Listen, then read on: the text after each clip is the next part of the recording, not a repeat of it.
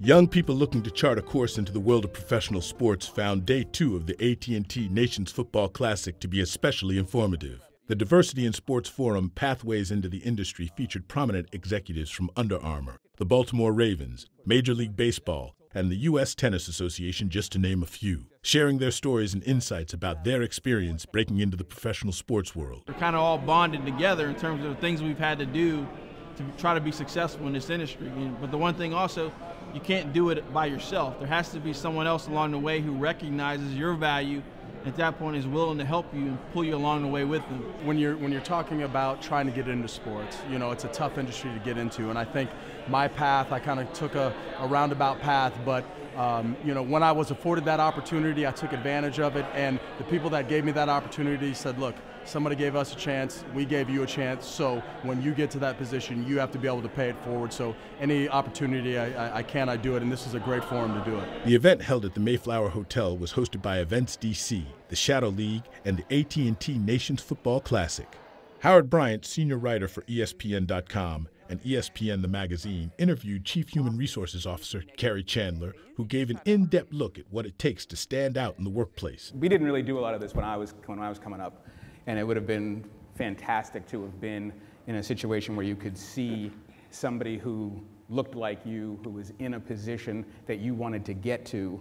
And that was something that we didn't get. And so I hope that this is something that's helpful to all of you.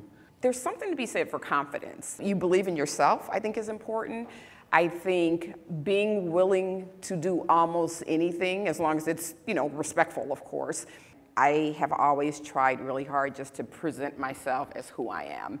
And I will tell you guys, if you find yourself working someplace where you feel like you're kind of being a bit of an imposter during the day, and then you go home from work and you're like, I can be myself again, that's probably not the best place for you to work. Following the interview with Chandler, Bryant went on to moderate a panel of high-level sports executives. The discussion centered not only on their pathway, but what they want to see from employees and how they mentor them to climb the corporate ladder. As a former athlete, I think these are the events and these are the things that guys like myself, it's pivotal for us to attend, to get that advice, to get that insight, even things to expect in an interview to make yourself stand out. There was a lot of excitement. I think they realized soon into it. I mean, you start with a Kerry Chandler, so I think they realized what a special opportunity this was for them, and people stayed behind, they asked questions, people were willing to help them and answer their questions. I saw cards being handed out. I mean, these are some of the most powerful, dynamic people in sports, so I think they realized that this was really a special opportunity. The second panel was moderated by Ali Danois,